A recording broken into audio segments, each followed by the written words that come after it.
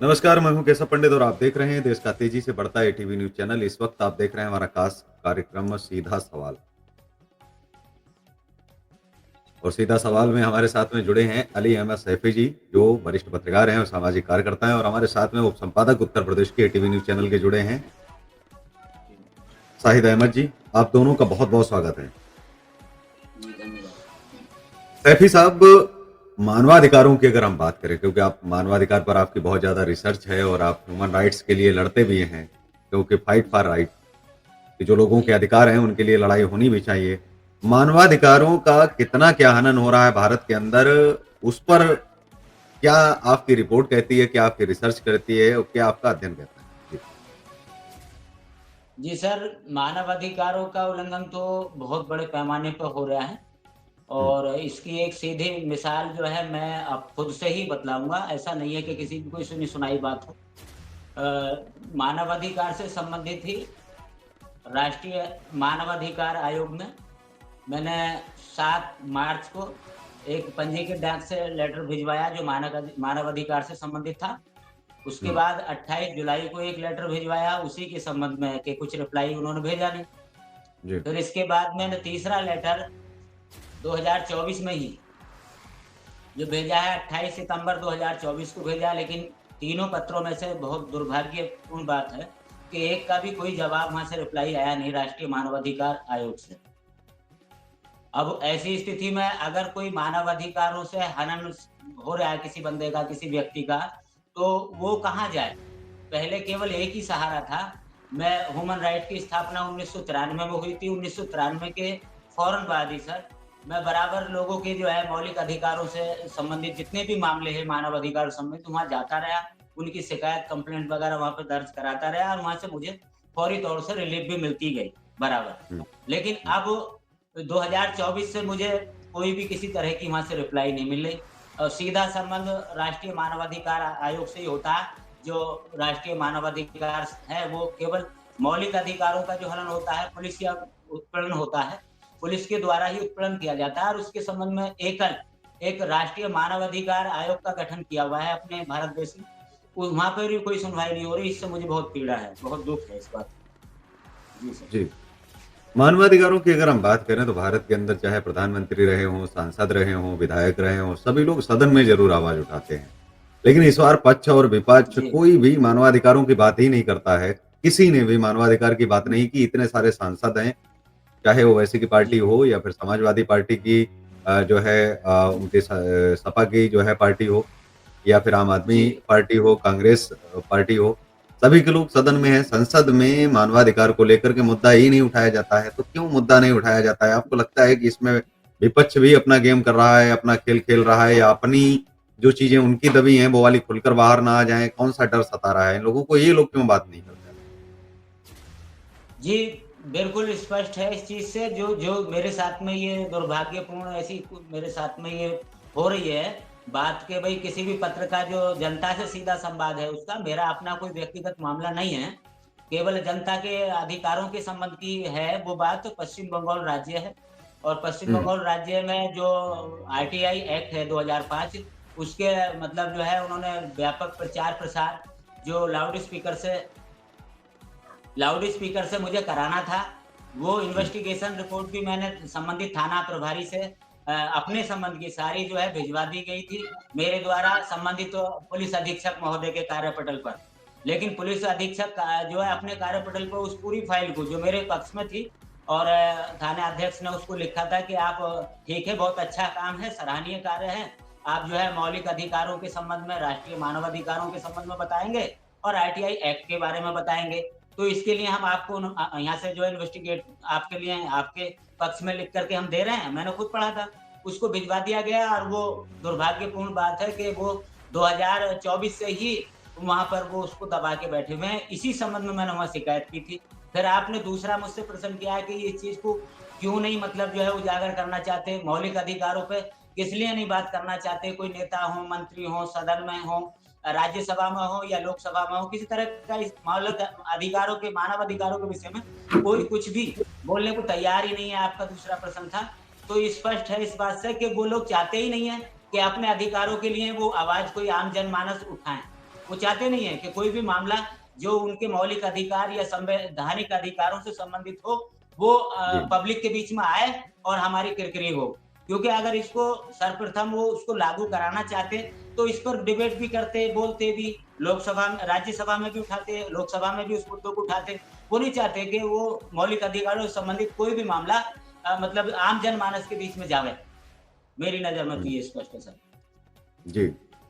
जी क्या सर। देश के अंदर अब हो नहीं जाना चाहिए कि हिंदुस्तान प्रथम, संविधान प्रथम, नेशन फर्स्ट, जी, कॉन्स्टिट्यूशन फर्स्ट? जी, तो इसको लेकर के जी, क्यों आखिर नहीं किया जाता है? दूसरा विद्यालयों में संविधान को कंपल्सरी क्यों नहीं किया जाता? अगर मान लीजिए कि कोई जी, चौथी या 5वीं क्लास में बच्चा है, अगर 5वीं क्लास में ही उसको पता चल जाए कि चोरी करना सिर्फ़ जी, केवल पाप ही नहीं है, अपराध भी है जी, देश में और इसकी जी, इतनी सज़ा है। वहाँ ना तो पिताजी बचाने आएँगे और ना तो पहचान बचाने आएगी, कोई काम नहीं जी, आएगा। तो फिर कैसे आप जी। जो है देखते हैं? जी, नहीं, ये भी आपका बहुत ही महत्वपूर्ण मतलब जो है विषय है, आपने बहुत अच्छा सवाल किया है। सर, हुँ, क्योंकि आप एक निष्पक्ष और स्वतंत्र मतलब जो है आवाज़ उठा रहे हैं जनता की, सीधे हुँ, सवाल लोगों से करते हैं, इसलिए मुझे बहुत अच्छा लग रहा है कि आपने हुँ। मैं आपके सवालों का भी जवाब दूँगा। पहले मैं आपका आभार प्रकट करना चाहूँगा तमाम दर्शकों के बीच में आप डिबेट में इसमें, कि आपने मेरा दूसरा डिबेट प्रोग्राम अपने टीवी चैनल पर इसको लिया है। इससे पहले भी मैं मतलब लगभग जो है 18-20 साल मुझे हो लिए करीब-करीब, लेकिन किसी ने भी इतने सारे चैनल हैं, किसी ने मेरी आवाज़ को जो है जनता के बीच में नहीं लेकर के गए। जबकि तुम्हारी दुआ से एक सामाजिक कार्यकर्ता होने के नाते भली-भाँति जो भी आप मुझसे प्रश्न करेंगे उसका उचित और माकूल जवाब मैं अपने स्तर से देना जानता हूँ। लेकिन उसके बावजूद भी किसी टीवी चैनल वाले ने, यूट्यूब चैनल हो या बड़ा चैनल हो, किसी ने मेरी आवाज़ को जनता के आम जनमानस के बीच में नहीं पहुँचाया। इसके लिए मैं तहे दिल से आपका आभारी हूँ सर। और बहुत बड़ा आभारी हूँ कि आपने कम से कम मेरे विचारों को एटीवी हमेशा जनता के और देश प्रयास के बीच में करता है रखा। कि आम लोगों तक पहुँचे, एटीवी का यही सपना भी है कि एटीवी जो जी, हमारी ज़िम्मेदारी है, हम अपनी ड्यूटी कर रहे हैं। क्योंकि हमारी ड्यूटी नहीं, बनती मैं है बहुत कि आम आभारी आदमी हूँ इस तक बात के पहुँचना लिए और हर व्यक्ति तक और जाना। धन्यवाद देता हूँ आपके टीवी के चैनल के लिए कि आपने मुझ व्यक्ति के लिए, कि मामूली साधारण व्यक्ति हूँ, साधारण घराने से मेरा ताल्लुक है, लेकिन मेरा सीधा मतलब जो मामला जो है पुलिस, प्रशासन और आम जनमानस के बीच में मैं हमेशा जुड़ा रहा हूँ 18-20 साल से लगातार। नहीं, आपकी तो लड़ाई जो है इसके लिए बहुत मैं ही काबिल-ए-तारीफ़ है कि आप इस लड़ाई को लड़ पा रहे हैं। अच्छा मेरा सवाल अब छोटे-छोटे हम सवाल जो है आपसे लेंगे। जी अ, सर। जो वादे और जो इरादे लेकर के राजनीति में जब लोग आते हैं, कहते हैं कि हम इसका भला करेंगे, उसका भला करेंगे, हम अपनी कौम को जी, लेकर के आगे जाएँगे। क्या वास्तव में जी, राजनेता फिर वहाँ जाकर के भूल नहीं जाते हैं ऐशो और आराम में पड़ कर के और गाड़ियाँ, सुरक्षा, सिक्योरिटी देख कर के पागल हो जाते हैं कि अब जिनसे वादा करके आए हैं, उनको आगे बढ़ाना भी है। हमको हिंदुस्तान को जी, आगे ले भी जाना है, भारत को आगे ले जाना है। क्योंकि जो वादा जी, देश से किया है, वो तो कहीं न कहीं जो है राजनेता भूल जाते हैं, कोई भी राजनेता हो। तो जो ये ऐशो-आराम है, वो वाक़ई में क्या राजनीति में अब कम नहीं कर देनी चाहिए? क्योंकि इतनी सुरक्षा, इतनी इनके ऊपर जो पैसा बर्बाद किया जी, जाता है और जो चीज़ें की जी। जाती हैं, ये क्या उस लायक आप समझते हैं कि हैं? और मानवाधिकारों को सबसे ज़्यादा तोड़ने वाले ही प्रशासन और सरकारें हैं। बिल्कुल सही है सर, मैं आपकी बात से पूर्णतः सहमत हूँ और 2 सवाल हैं आपके। पहला सवाल था आपका कि मतलब जो है कंपल्सरी जो 5वीं क्लास तक जो है उसको जो है संविधान को क्यों नहीं कर दिया जाता? तमाम जो छोटे स्तर के स्कूल हैं, उनमें जो है 5वीं क्लास तक ही उसमें मतलब जो है उसको जो संविधान है हमारे देश का, जिस पर मतलब सारा दारो-मदार हमारा देश का जो कानून व्यवस्था है, सारी की सारी उसी पर निर्भर हैं। तो उसको पढ़ाना चाहिए, लेकिन नहीं पढ़ाते। उस वक़्त में जब मेरी पढ़ाई थी तो सर 5वीं क्लास तक की तमाम चीज़ें मैं पढ़ ली थी मैंने, लेकिन उसके बाद धीरे-धीरे, धीरे-धीरे सब कुछ खत्म करते चले गए। शायद वो क्लासें 12वीं में आती होंगी, इंटर में आती होंगी, हाई स्कूल के बाद, जो मैंने 5वीं क्लास तक की सारी पढ़ ली थी। एक सवाल आपका कि इसको ये लागू ही नहीं करना चाहते कि मतलब जो है हमारे देश का संविधान आम जनमानस जो छोटे भविष्य है देश का, उनके ये सारी चीज़ें उन्हें जानकारी हो और हमारे मौलिक अधिकार क्या हैं, कितने हैं और हमारे संवैधानिक अधिकार कौन-कौन से हैं और कितने हैं, वो सारी चीज़ें जी, वो उसको उजागर करना नहीं चाहते। एक सवाल का जी, जवाब। और दूसरा सवाल आपका था कि ये जो राजनेतागण हैं, हमारे जो विधायक हैं, जिनको हम चुनते हैं, चूँकि 4 स्तंभ हैं लोकतंत्र के, पहला स्तंभ जो शुरू होता है, वो विधायिका से ही होता है। आपने बहुत अच्छा जी, सवाल किया पत्रकार महोदय। मैं आपका बहुत तहे दिल से आभारी हूँ कि आप एकदम बेबाक और एकदम सीधा संवाद जिनसे लोगों का आम जनमानस का सीधा सरोकार है, उन मुद्दों को उठाते हैं। इसके लिए मैं पुनः आपको जो है धन्यवाद देता हूँ। आपने ये सवाल किया कि क्या ये जो हमारे 4 लोकतंत्र के 4 स्तंभ हैं, मैं थोड़ा-सा बढ़ा के कह रहा हूँ, माफ़ी चाहूँगा। जी, जी, लोकतंत्र के 4 स्तंभ हैं। पहला हमारा जो स्तंभ है वो विधायिका से ही शुरू होता है हुँ, और दूसरा हमारा होता है कार्यपालिका, जी, तीसरा है हमारा न्यायपालिका और न्यायपालिका, चौथा है हमारा जो जी, पत्रकारिता है हमारी। जो जी, चौथा स्तंभ है वो पत्रकारिता ही है जिससे आप काम कर रहे हैं, बहुत अच्छा विभाग मुझसे सवाल कर रहे हैं, मैं उनका जवाब भी दूँगा इंशाल्लाह। आपका आपका जो सवाल है एकदम माकूल है सर, क्योंकि क्यों ना वो लोग जो हम लोग चुनते हैं और अपना बेशकीमती वोट देते हैं। वोट ही तो हमारी ताकत है, आम जनमानस की वोट ही तो ताकत है।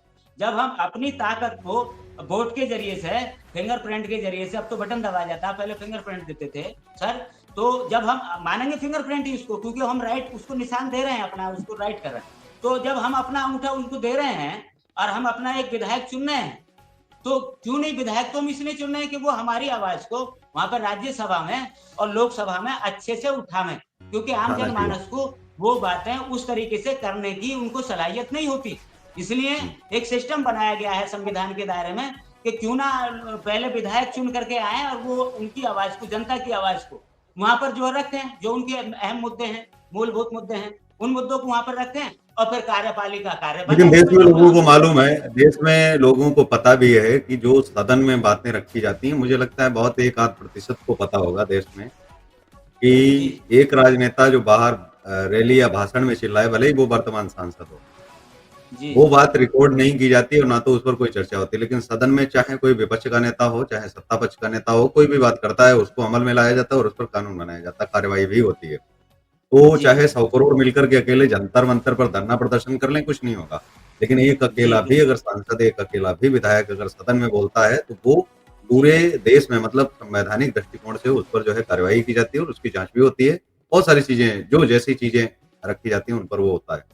अच्छा, अभी एक मामला आया, मैं एज़ एक सामाजिक कार्यकर्ता बतौर ही आपसे मैं पूछना चाहूँगा क्योंकि देश में जब बात जी राइट्स की और हम लोग कॉन्स्टिट्यूशन की जब करते हैं, संविधान की बात करते हैं, जी भारत की बात करते जी हैं, सर आज के जी बहुत कई जगह से मामले आए और मन भी मेरा दुखी हुआ कि वहाँ पर जी सर जो है जो जाँच परीक्षा केंद्र चल रहे थे और जी परीक्षा केंद्रों में क्या हुआ कि बुर्का जो लोग जो है पहन गए और उनको जो धार्मिक चीज़ें हैं, वो अपना जो है पहन के जा सकते हैं, उसमें कोई आपत्ति किसी को नहीं होनी चाहिए।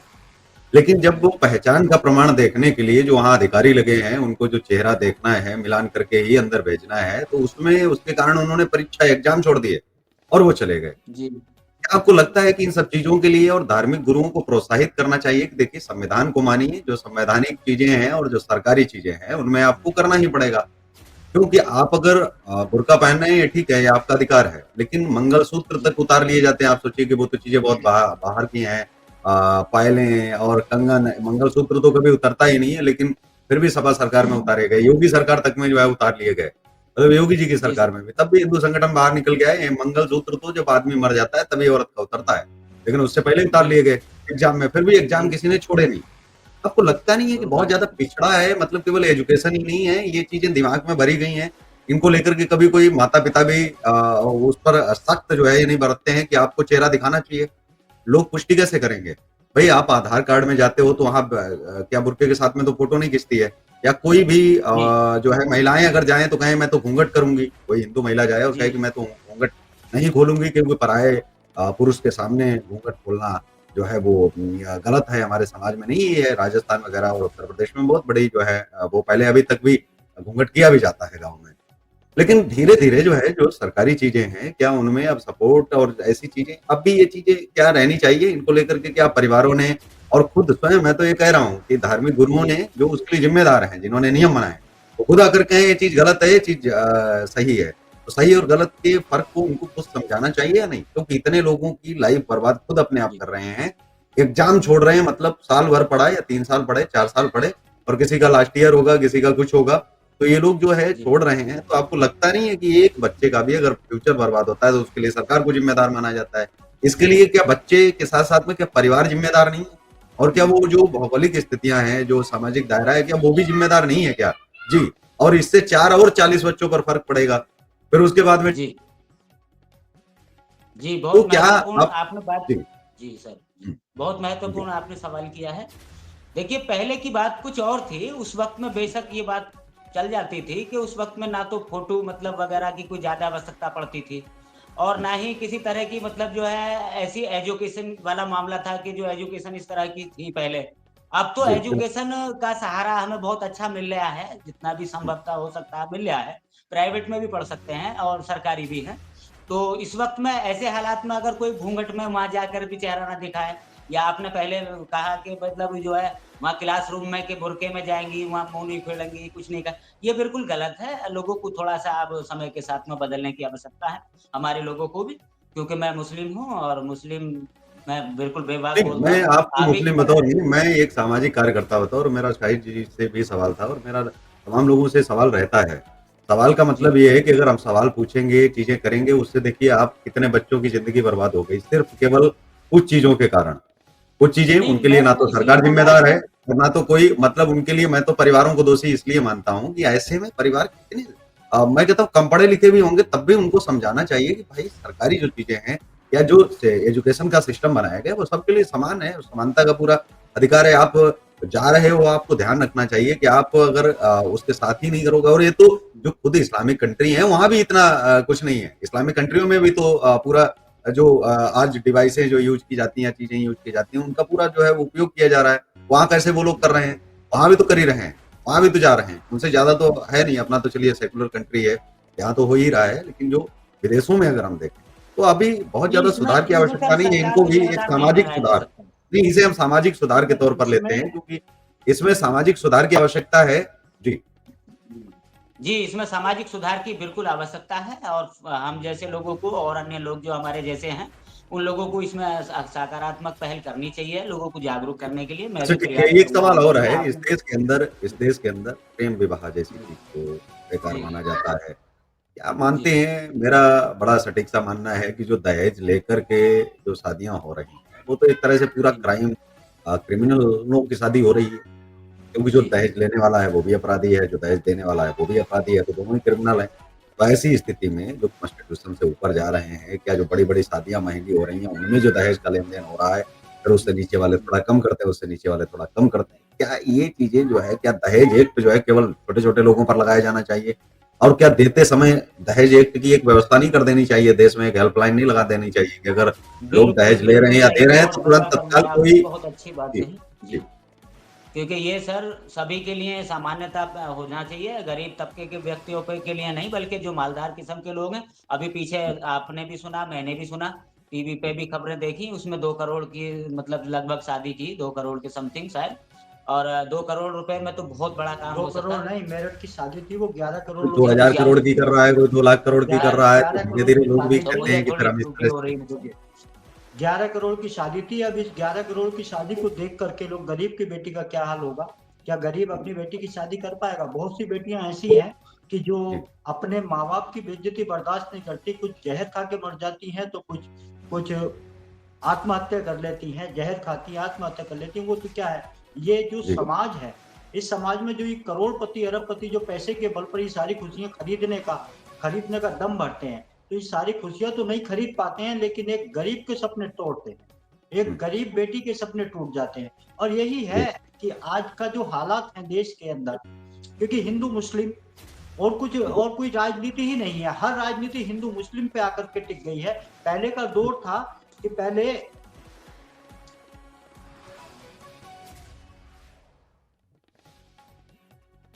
अब वॉइस आपकी जो है वो शायद वॉइस आपका आपका ऑडियो का बटन जो है वो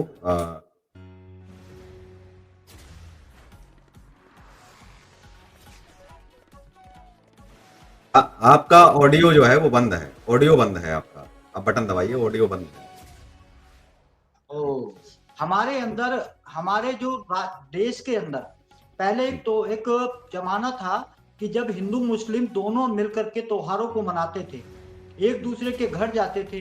कोई ईद पे सेवई खाने आता था और कोई होली, दीपावली पे गुजिया खाने जाता था। लेकिन आज की इस राजनीति ने एक ऐसा भयानक चेहरा हमारे सामने ला कर के खड़ा कर दिया है कि हम लोग जी, डरते हैं। आपस में लोग बातचीत करने से डरते हैं। बहस हुँ, करने से डरते हैं। पहले गाँव में चौपालें लगती थी, रात को 12-12, 1-1 बजे बहसबाजी होती थी और सुबह को सब एक जगह बैठते थे, रात को लड़ाइयाँ होती थी, सुबह को एक इकट्ठे हो जाते थे।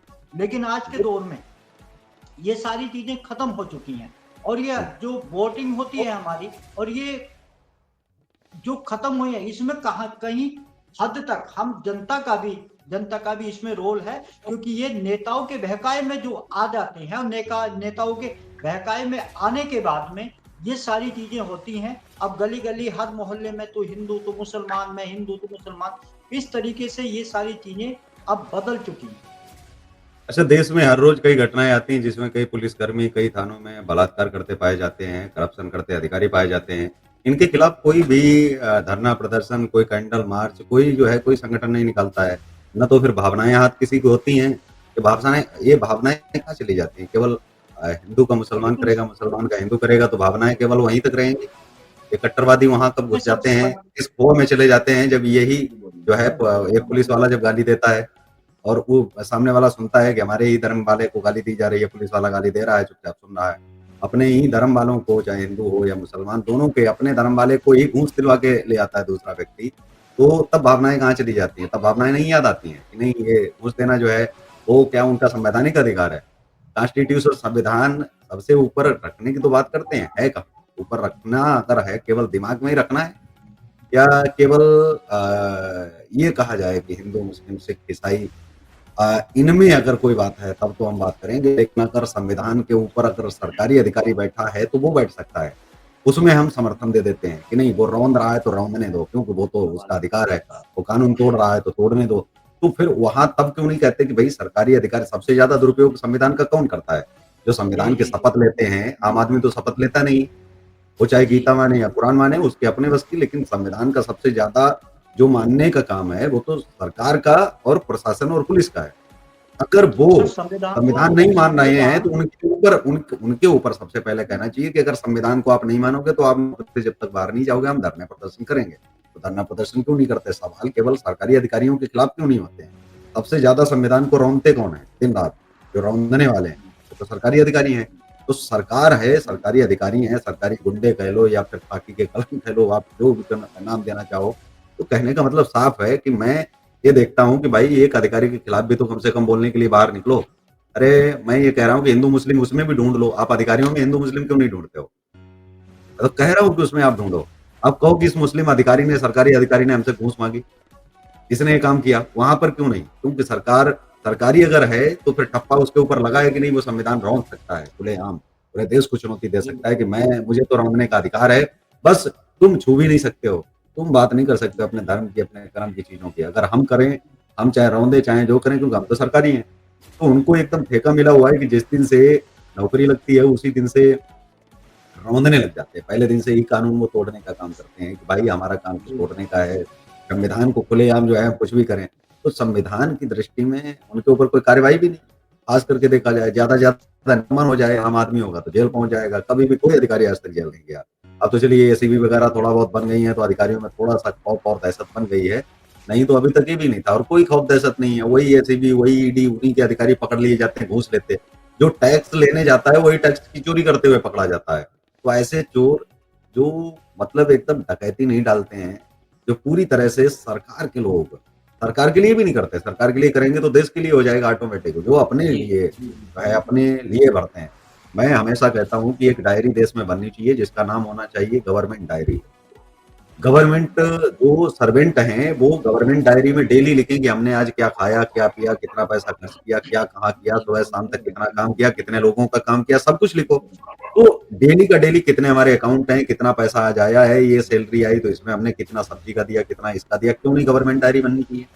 गवर्नमेंट डायरी बनेगी तो एक अधिकारी जब मतलब भर्ती होता है तो पूरी जीवन में उसने 50 लाख कमाना, वो 500 करोड़ कमा लेता है, 2000 करोड़ कांस्टेबल के घर से निकल रहे हैं। तो ऐसे लोगों के लिए गवर्नमेंट डायरी एक बननी चाहिए ताकि वो डेली का उसमें भरें कि हमारे बच्चों की फीस कितनी जा रही है, इतनी जा रही है, सैलरी हमारी कितनी, इतनी इतनी आई, इस अकाउंट पर आई, इस अकाउंट से इतना लेन देन हुआ।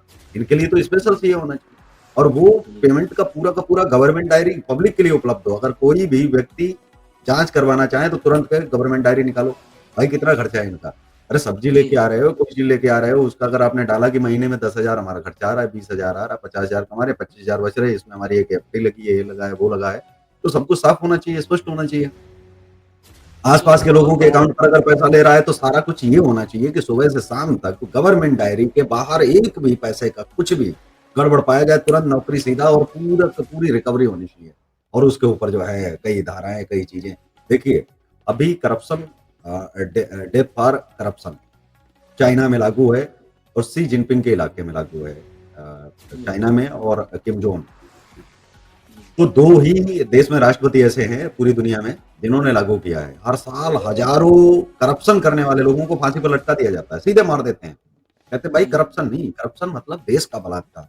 तो जो बहन-बेटियों का बलात्कार करते हैं उनके लिए तो फांसी की मतलब सज़ा का एकदम प्रावधान है, राष्ट्र लेकिन जो देश का बलात्कार करते हैं उनके लिए भी तो फांसी का सज़ा का प्रावधान होना चाहिए। चाइना जैसी स्थिति क्यों नहीं यहाँ होनी चाहिए? वहाँ बड़े से बड़ा आदमी हो उठा के टाँग देते हैं। वहाँ तो अभी एक मंत्री निकला और करप्शन उसने किया था, उसके ऊपर साबित हो गया, मंत्री को उठाया और सीधे टाँग दिया। कहा कि भाई तुमने बनाया कहाँ से ये? पैसा कहाँ से लिया? तो छोटे-छोटे जी, अधिकारियों के अंदर डर बैठेगा और 2-4 फांसी पर लटकाए जाएँगे तभी तो। आज तक एक आईएएस, आईपीएस क्या है? देश की क्रीम होती है। एक आईएएस, आईपीएस जब बिल्कुल बनता है लोगों ठीक को हो बड़ी जाएगा उम्मीद सिस्टम होती है। सारा फिर। हाँ, तो एक आईएएस, आईपीएस के घर में अगर एक उसकी तो एक आईएएस, आईपीएस की एक डायरी होनी चाहिए। भाई कितना पैसा आया, कितना खर्च किया, कितना कहाँ लगाया, कितना सरकार का पैसा इसके ऊपर लगा, कितना कहाँ है। तो पूरा गवर्नमेंट डायरी क्यों नहीं होनी चाहिए? गवर्नमेंट डायरी ही पब्लिक डायरी होनी चाहिए। जी, ताकि किसी का डेटा माँगने में कोई परेशानी नहीं हो, कि किसने पूरे जी जीवन में सर, कमाया कितना, लगाया कितना। जी, चलिए मैं सैफी साहब, मैं निरंकुश तो गवर्नमेंट सर डायरी की इसी जो के लिए माँग हो रहा है चैनल ना। के माध्यम से कर रहा हूँ, तो मैं गवर्नमेंट डायरी की निरंकुश बात भी कर रहा हूँ, माँग भी कर रहा हूँ, इस पर कितना सहमत हैं और कितना सहमत नहीं? जी सर, मैं थोड़ा-सा अभी मुझे मेरी बात थोड़ी-सी देखिए यहाँ से ही स्टार्टिंग ठीक है। हुई थी मानवाधिकारों से ही और यहीं जी, पे मैं जी, अपनी बात खत्म करूँगा, उसके बाद में ठीक, पत्रकार महोदय शाहिद साहब बोलेंगे। ठीक, मैं ठीक है। ये कहना चाहूँगा कि यहीं से स्टार्टिंग हुई थी ना आज मानव अधिकारों से संबंधित ही। तो जो हुँ, आपने सवाल किया था शुरू में ही, टिप्पणी तो आपकी हुँ, लंबी है लेकिन पहला सवाल जो अभी किया था, उसका जवाब नहीं दे पाया मैं। तो ये सवाल किया था कि जो पुलिस के द्वारा मतलब बलात्कार वगैरह की जो शिकायतें मिल रही हैं जगह-जगह की, ये हुँ, काफ़ी तेज़ी से बढ़ रही हैं। तो इसका मूल कारण जो है वो केवल और केवल यही है कि राष्ट्रीय मानवाधिकार जो हुँ, सर्वप्रथम ऐसा आयोग का गठन हुआ हमारे देश के अंदर हुँ, मतलब संयुक्त राष्ट्र के ज़रिए से सारा काम हुआ था कि भई यहाँ पे भी ये लागू कर दिया जाए 1993 में किया गया। तो हुँ, उसी से ही इन लोगों को भय था। पुलिस हुँ, प्रशासन को जो था शासनिक या प्रशासनिक ऑफिसरों को भय था, वो केवल हुँ, राष्ट्रीय मानवाधिकार आयोग से ही था और वहीं जी, से ही इनके पेच कसते थे। लेकिन जब वहाँ से ही मैंने अभी आपको बताया कि 3 लेटर तो मैंने एक केस में भेज दिए और एक हुँ, केस है पुलिस के खिलाफ हुँ, जनपद गाजीपुर के लोगों का है, एक पीड़ित महिला है। उस महिला का उत्पीड़न इतना हुआ कि उसके हस्बैंड के मरने के बाद सुषमा नाम है उसका, सुषमा देवी, हस्बैंड उसके खत्म हो गए, प्रेम प्यारे उसके पति का नाम, उसके खत्म होने के बाद उसकी ननद और सास ने मतलब इतना बेतहाशा उसका उत्पीड़न किया कि उसको मतलब मरा-मरा करके जान से मार-मार के छोड़ दिया और जब ग्रामवासियों ने पंचायत यानी ग्राम की पंचायत प्रधान और तमाम लोगों ने एकमत होकर उसके साथ हो रहे उत्पीड़न को रोकना चाहा, तो फिर उसी उत्पीड़न से बचने के लिए उसकी सास-ससुर से हमसाज होके ये लिखित में है मेरे पास सारी चीज़ें एविडेंस। तो हमसाज होके पुलिस प्रशासन ने उन्हीं लोगों को फँसा दिया और फँसा करके सबको जेल भेज दिया। आज वो लोग कोर्ट कचहरी के चक्कर काट रहे हैं, ये है मामला ह्यूमन राइट को निष्क्रिय करने का। या अगर जी, ह्यूमन राइट सक्रिय हो जावे, उसको जो पहले से चल रहा था, इसी प्रकार से अगर फिर से वो मतलब अपने अमली जामा पहन ले और उसी प्रकार से लोगों के राइटों को मतलब जो अधिकार हैं उनके साथ में खड़ा हो। तो पहले एक चिट्ठी आती थी मेरे पास तो उसके ऊपर साफ लिखा हुआ होता था, सर के मानव अधिकारों को प्रोत्साहन प्रदान करें। उसके ऊपर हुँ, लिखा होता था। लेकिन अब 2-3 लेटर आए बाद में उस पे ह्यूमन राइट के विषय में कुछ भी जानकारी ज़्यादा नहीं देते वो, केवल निशान है। ये चीज़ है नहीं कि मानव अधिकारों को प्रोत्साहन प्रदान करें। तो इस तरह से मतलब मानव विज्ञापन गायब अधिकारों कर का दिया तो गया। हनन होएगा निश्चित रूप से। क्योंकि पुलिस को डर नहीं रहा, पुलिस को भय नहीं रहा, किसी अधिकारी को भय नहीं रहा। ये फिर जब पुलिस को भय नहीं रहा, पुलिस मनमानी करेगी तो ज़ाहिर है, फिर मतलब जो नेता लोग हमारे विधायक, एमएलए, एमपी ये सब लोग जितने भी शासनिक और प्रशासनिक अधिकारी हैं, अमला है, ये सब लोग निरंकुश तो हो ही जाएँगे निश्चित बिल्कुल। तो इस जी, पे बिल्कुल। आपको मैं आपसे रिक्वेस्ट करूँगा कि देशवासियों को जगाएँ ऐसे ही जैसे मैं हूँ एक छोटा-सा मामूली सा अदना सा एक सामाजिक सोशल वर्कर हूँ, सामाजिक कार्यकर्ता हूँ। और लोगों की भी डिबेट लें, उनकी भी मत लें और जनता के साथ में साझा करें ताकि देश जागरूक जी, हो और अपने मौलिक अधिकारों के लिए ह्यूमन राइट जो एक संस्था है, बड़ी संवैधानिक संस्था है, उस संस्था पे दबाव बने और इन जो चीज़ें हो रही हैं, मौलिक अधिकारों का हनन हो रहा है, इन अधिकारों के हनन को रोकने के लिए उसमें थोड़ी सक्रियता आवे, जो निष्क्रिय हो चुका है। ह्यूमन राइट, राष्ट्रीय मानव अधिकार आयोग जिसको हिंदी भाषा में बोलते हैं, वो निष्क्रिय हो चुका है। निष्क्रिय लग रहा है कि मुझ जैसे चलिए अब समय भी हो गया है जी डिबेट का। जी, डिबेट का समय भी हो गया है, लेकिन चलते-चलते बस जी इतना ही कहेंगे जी कि जी मानवाधिकारों के लिए हम हमेशा जो है बातचीत करते रहे हैं और हमेशा जो है करते रहेंगे, क्योंकि मानवाधिकार हैं, जी तभी हमारे अधिकार हैं, तभी हम बातचीत कर पाएँगे, नहीं तो फिर अंग्रेजी हुकूमत जैसा ही हम लोग जो तो है बात ही महसूस नहीं कर करेंगे। पाएंगे, बिल्कुल और सीधे ये सर। कुछ दिन ही ऐसा लगेगा कि बहुत बड़ी सरकार आ गई, ये आ गया, वो आ गया, लेकिन जहाँ मानवाधिकार नहीं रहते हैं, फिर चाहे वो धर्म प्रधान देश नेपाल हो, चाहे धर्म प्रधान देश पाकिस्तान हो, वहाँ बिल्कुल फिर बिल्कुल, हालात जी बहुत सर, बेकार हो जाते हैं, क्योंकि जी करप्शन सर, और प्रशासन सरकार पर और सरकारी तंत्र पर अंकुश रहना जी सर, चाहिए, तभी जी देश का भला हो सकता है, तभी नागरिकों का भला हो बिल्कुल। सकता है। तो इसी के साथ जी इस सर, कार्यक्रम में बिल्कुल। बस इतना ही, हमें दीजिए इजाज़त। नमस्कार और आप देखते रहिए देश धन्यवाद का सर, तेजी से बहुत बहुत बढ़ता धन्यवाद। ATV news channel. सभी को जय हिंद, वंदे मातरम। जय हिंद, जय